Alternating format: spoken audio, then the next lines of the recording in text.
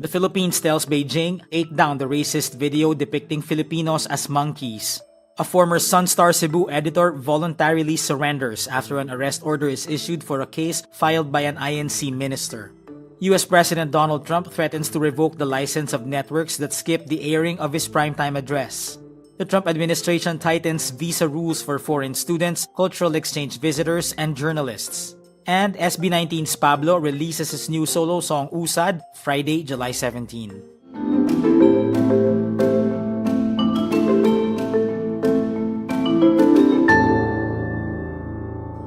The Department of Foreign Affairs criticizes a China state-run publication's video depicting Philippine citizens as monkeys.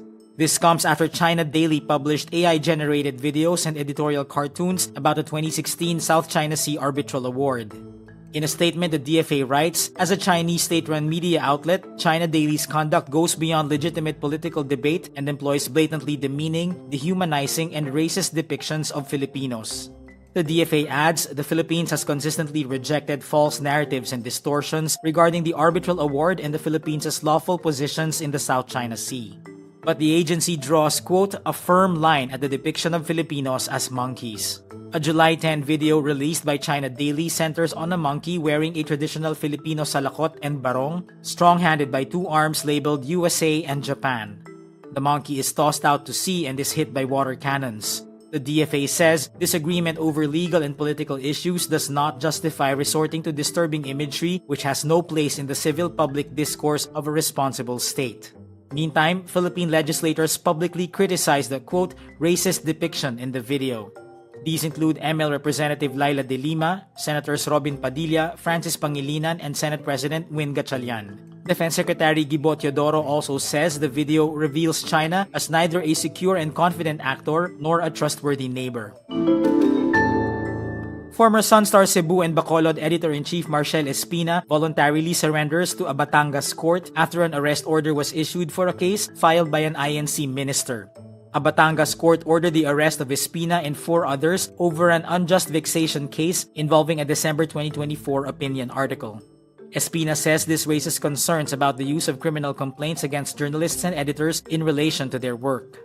She also notes the chilling effect on press freedom. Based on a document from the DOJ Regional Prosecution Office, a certain Pedro Fajot Castillo accuses the respondents of causing him annoyance, irritation, torment, distress, and disturbance.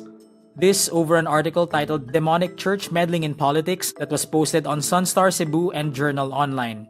Castillo is a district supervising minister in the INC's Ecclesiastical District of Batangas.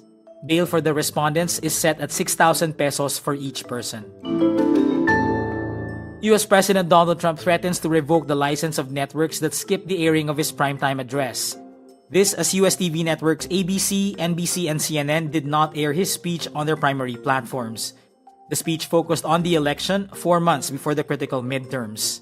An ABC News spokesperson says the network would run Trump's speech on its ABC News live streaming platform and ABC News Radio, not its broadcast channel. NBC News carries the president's remarks on its free streaming service, NBC News Now, but not on its main broadcast channel. CNN says it would monitor the speech for news, with a live feed appearing on its website and CNN All Access, its subscription streaming channel. This draws a rebuke from Trump, who accuses these networks of engaging in a, quote, plot and wants their licenses revoked. But experts say networks have broad First Amendment rights to decide what they choose to broadcast, though broadcasters mostly carry such speeches. US President Donald Trump's administration moves to tighten the duration of visas for foreign students, cultural exchange visitors, and journalists. The new final rule from the Department of Homeland Security creates a fixed time period for F visas for international students, J visas that allow visitors on cultural exchange programs to work in the US, and I visas for members of the media. Those visas are currently available for the duration of the program or employment in the US. The effective date is 60 days from publication in the Federal Register, subject to congressional review. Under new regulations, the student and exchange visa periods would be no longer than 4 years. The visa for journalists, which can currently last years, would be up to 240 days, but in the case of Chinese nationals, only 90 days. Trump kicked off a wide-ranging immigration crackdown after taking office in January 2025.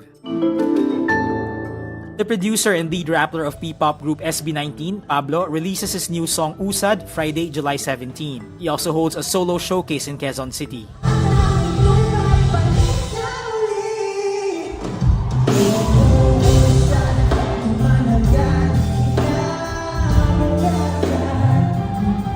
The track blends R&B, gospel, and rap, reflecting a period of self-reflection and rediscovery as he reminds himself of the purpose behind his artistry. The producer says he wants to encourage listeners to embrace their own pace, appreciate every step forward, and to be reminded of their own greatness. I think, naniniwala ako.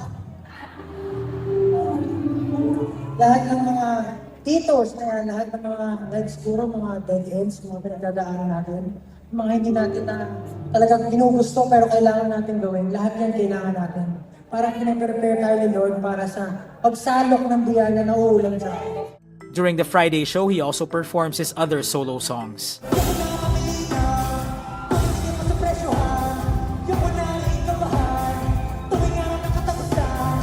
The SB19 member also gears up as his group is set to perform at the Lollapalooza Music Festival in Chicago on July 30 and the Summer Sonic Festival in Japan on August 14 to 15. And that's today's wrap. I'm JC Gotinga. Thank you for watching. Click the link below for the full story. For more updates, download the wrap.